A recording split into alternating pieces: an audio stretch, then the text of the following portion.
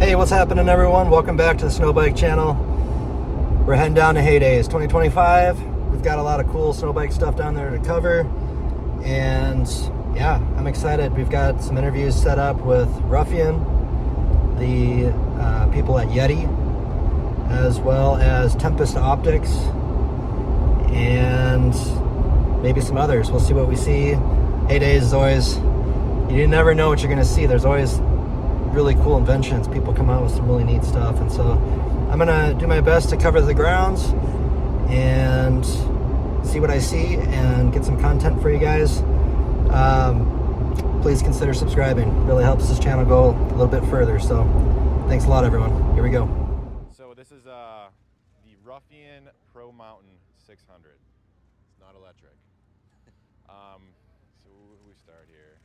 So Do you think it's going to be a single or a twin cylinder on that one? So we were testing a single for a while, and the last second we're like, we're going to do a twin, just because it fits and it's got like a lot of horsepower, and we really want to hit that mark, so we're going to make it happen. It's a 64 stroke, 78 bore, so it ends up being a 612.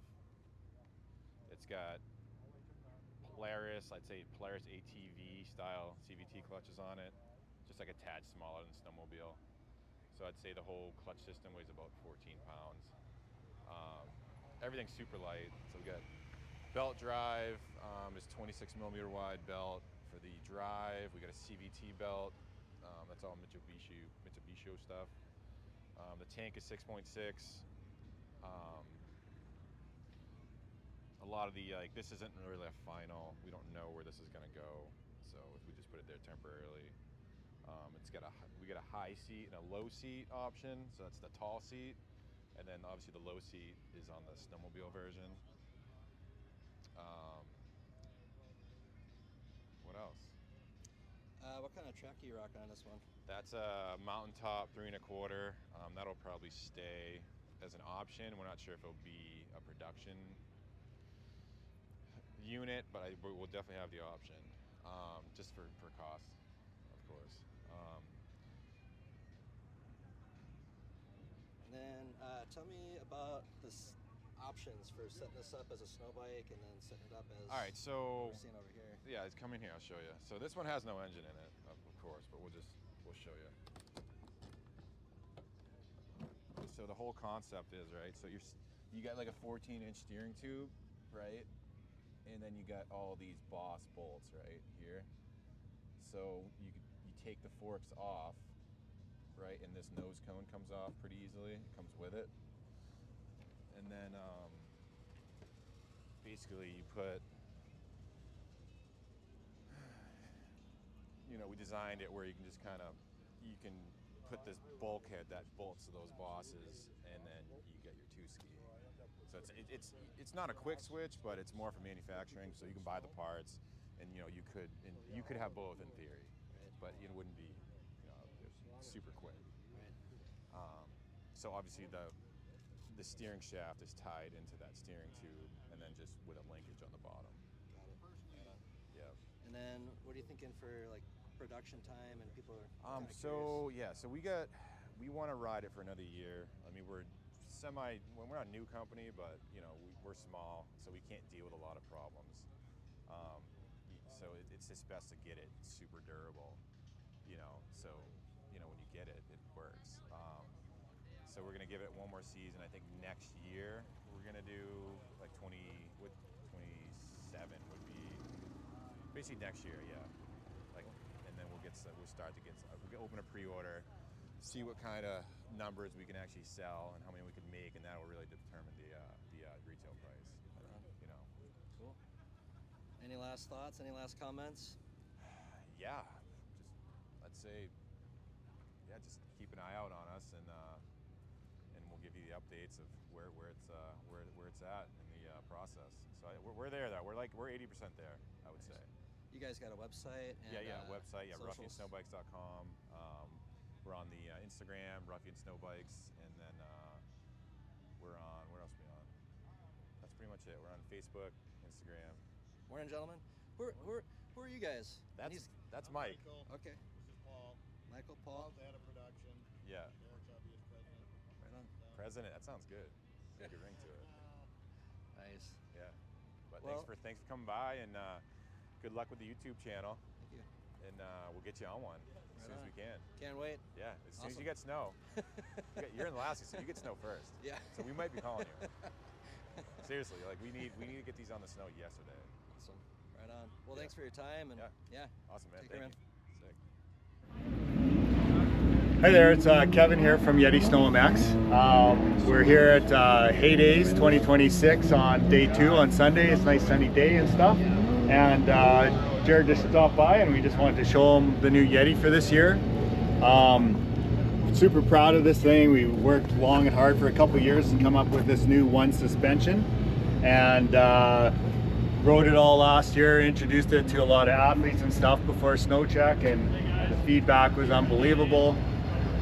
Went into snow check and shared it with all the dealers, and they started taking it out and doing demo rides, and then the feedback after that has been even better. So we're really excited to get this out to a lot of people this year. We had a lot of snow checks, and it's going really good. So it was kind of a new concept. I think we're the first ones in the industry to kind of really successfully make a single shock work and work in lots of conditions.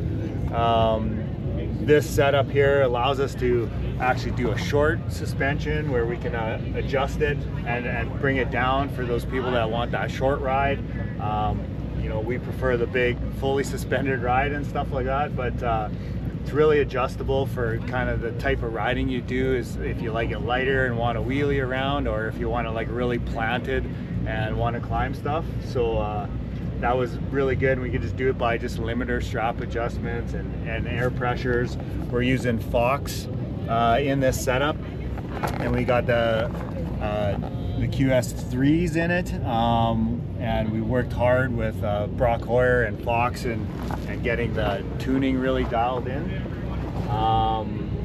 Yeah, and then our durability and just the playfulness of it and everything has just been like just unbelievable. So looking really forward to the year and what we're gonna do with it, and then what comes next after that.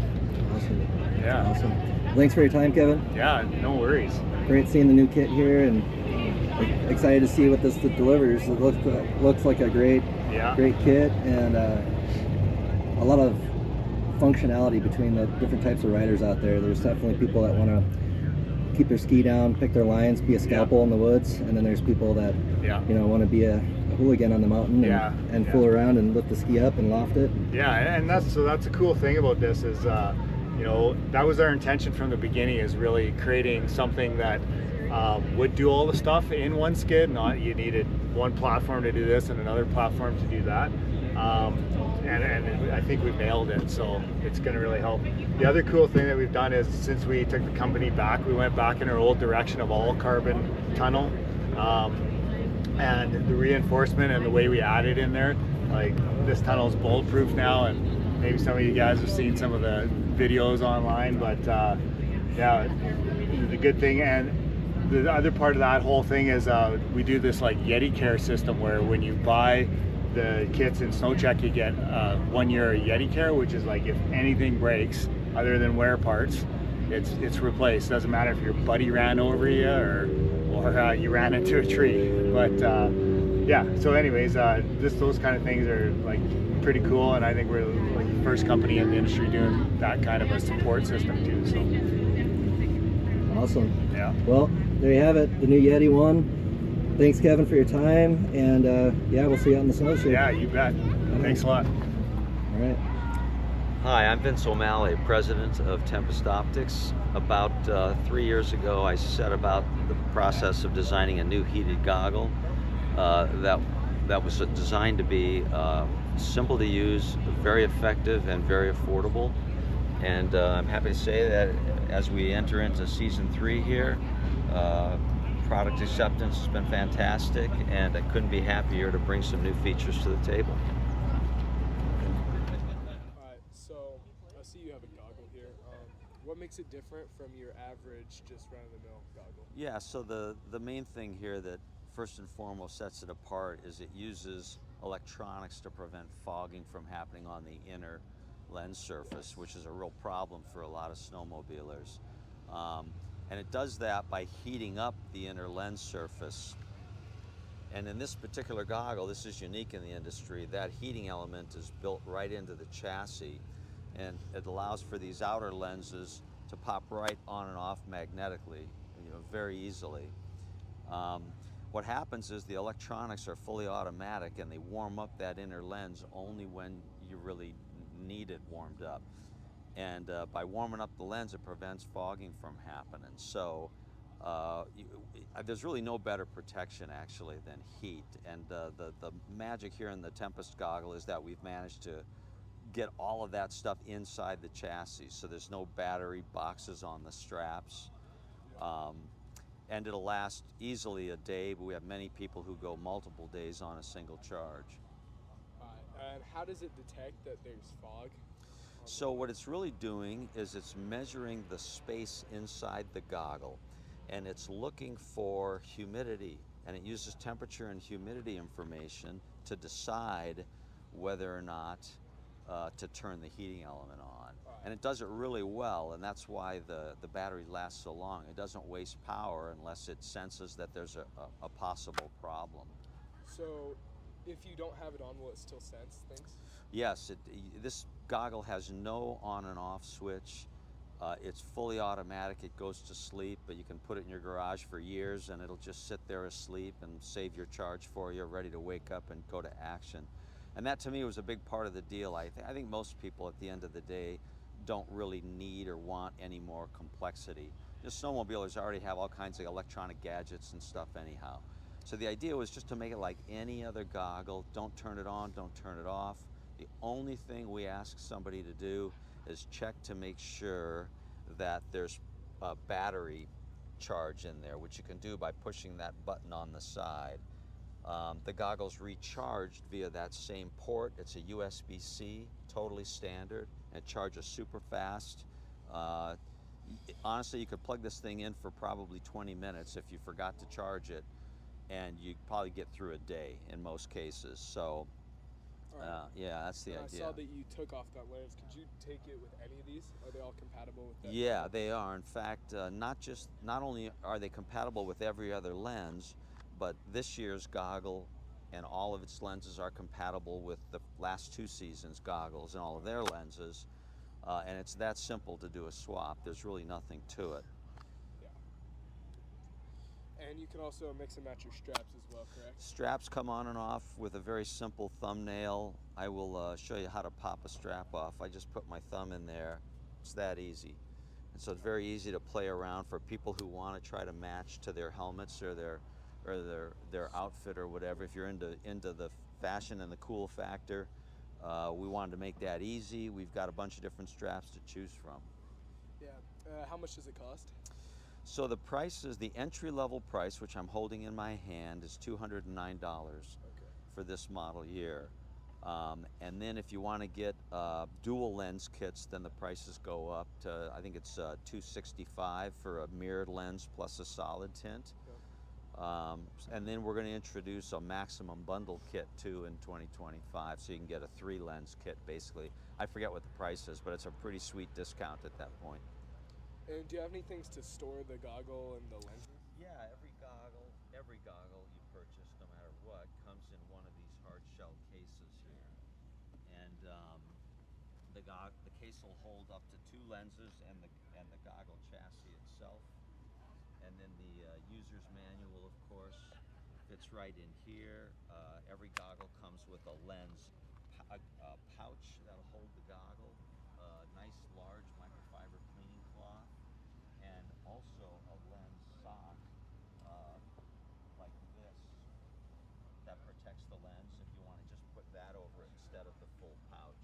It's a pretty sweet, I think it's a pretty sweet package. There's also a charging cable in there.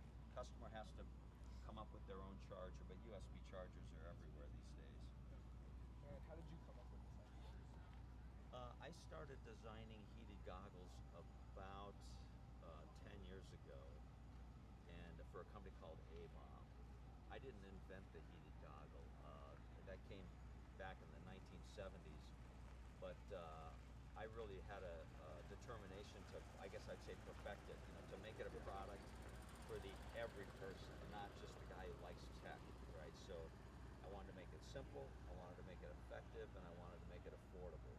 I wanted to take away all objections, no reason to not do it. If you have a fogging problem, heat wins, it's affordable, why not, right? That's been my goal from the start, and I feel like we're reaching those people, and it's pretty exciting, yeah. Thank you. Yeah, you're welcome. Perfect.